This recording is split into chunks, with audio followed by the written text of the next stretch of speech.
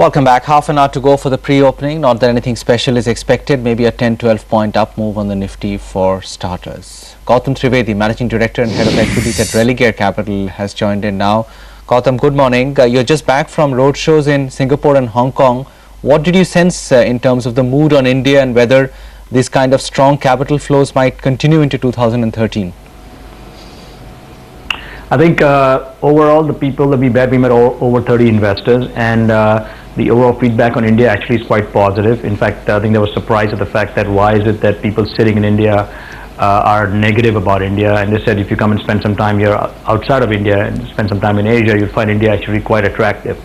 So that was one. The other feedback that we got in general was that people were happy to surprised at the way India's performed this year, being the best performing market in Asia outside of some of the ASEAN economies of Thailand and the Philippines. But a 24% dollar return, I think, is obviously great in an environment where in Asia, especially where China has been obviously a big laggard. So overall, I think the mood is very, very positive, even for going into next year. There was a lot of talk and focus on the FDI and retail, whether that would make it through the parliament or not, but the fact that it has now has been taken very, very positively. So I think overall a very positive mood among investors in Asia right now.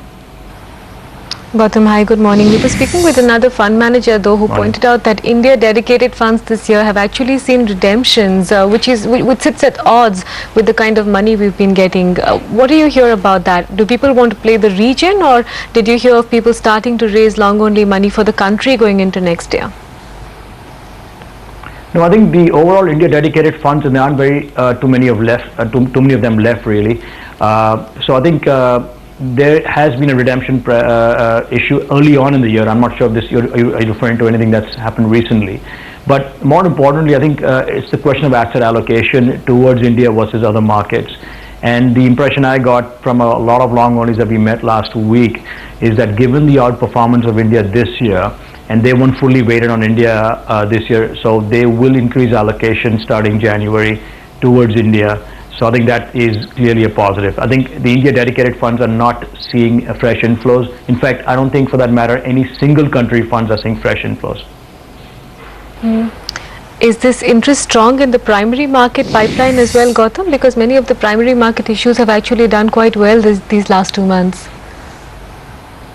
Yeah, I think there is clearly interest. There's interest on seeing whether the divestment program is going to be able to hit the target of 30,000 crores. And there remains, I think, strong interest overall in both secondary and the primary market. Let me just add one other facet, which is the fact that big money that we've seen, in 2007, 2006, in those years, and also some that came back in 2010, we have not seen that sort of big money come back into Asia. And the impression we got is that the big magnet for that big money to come into Asia is China, not India. So the day China turns, you will see a lot of the big money come back into Asia. Will that cannibalize India? A lot of people said it will not. It'll probably end up benefiting India even more. Today is a day of reckoning for Bharti Infratel. Gautam, what have you been telling investors on that issue, and how do you think that will go? We are actually fairly positive, not just on Bharti, but all the recent deals that were done, including NMDC, PC Jewelers. CARE, of course, was a super success.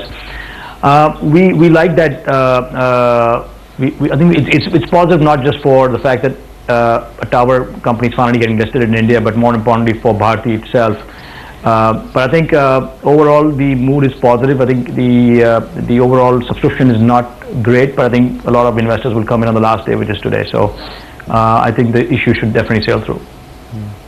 So tactically, what is your portfolio positioning that you're recommending for 2013? Your key overweights and underweights? Yeah, we still like some of the consumer names, not necessarily the levers and the ITCs, which have seen great runs and obviously are now very, very expensive. But talking of expensive, one stock we still continue to like in the consumer space is United Spirits. We've had a buy on it since the stock was at 500. Our analyst still is pounding the table and thinks that this has the ability to go up another 50 to 80%. The management, we just in fact had a call with the management last week. This is actually Diageo, and they were sort of downplaying a lot of the improvement in margins that people are expecting will happen soon. They believe it's going to happen over a longer period, over 5 to 8 years.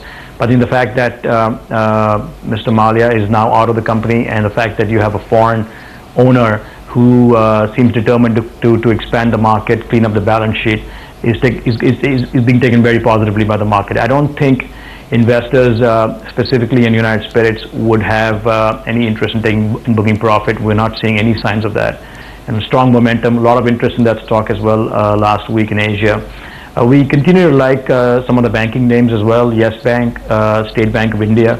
We did push last week out of consensus call of looking at the PSUs over privates, given the fact that the PSU banks are now trading at 170%.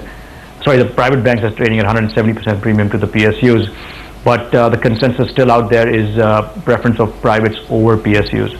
And the one stock that stood out in all the meetings was Yes Bank. Huge demand for Yes Bank. But I think in general the consensus still remains privates over PSUs. We like, so like I said, we like the banking space. We like select stocks within the consumer space, and we still continue to like media and cement. Those two have been we've been bullish on both of them all through this year, and we believe both of them will continue to do very well. On United Spirits, you think most likely there's going to be an upping of the open offer? I don't know about that. I can't comment on that. But clearly, at the current price, the open offer may not necessarily be very successful. They may resort to creeping acquisition over the next few years to increase their stake. But I think in some ways that does give you comfort that there is the promoter, the new promoter, should I say, is out there to increase the stake, and hence that should support the stock price. Didn't hear you mention the two high beta pockets, Gautam, real estate and infrastructure, which have actually done quite well. Anything that you guys like from there? We like Jayaprakash. I think Jayaprakash seems to be making a serious effort to sell off its cement business, and if they do succeed in doing so at the right price, I think they will end up significantly reducing their debt. So we like that name a lot. We like, within the real estate space, we've had buys on two names. Both have done very well, Soba and Prestige. I think it's now probably time to look at the underperformers like DLF. I think DLF again seems to be serious about sharing assets, whether it be Amman Resorts or their windmill business, and maybe some other properties as well. They recently sold their property in Bombay.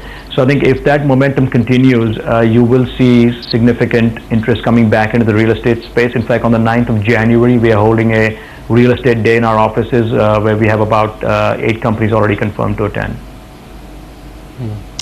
What about the index itself, Gautam? I mean, for people who are just looking at the index for 2013, how much of gains do you think it can forge out over the next 12 months?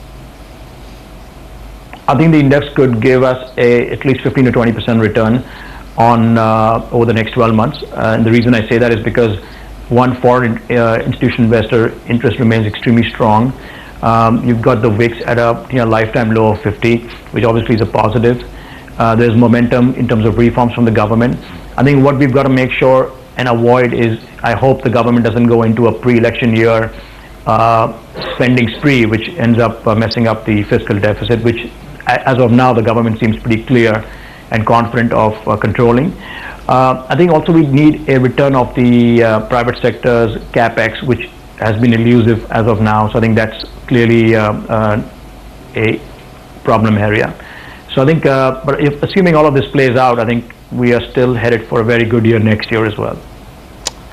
Thanks, Gautam, for your thoughts. We'll slip into a break now. When we come back, a lot more expert takes on the market for today. But Ambarish Baliga, Karun Mutha and SP Tulsian when we return in just a minute.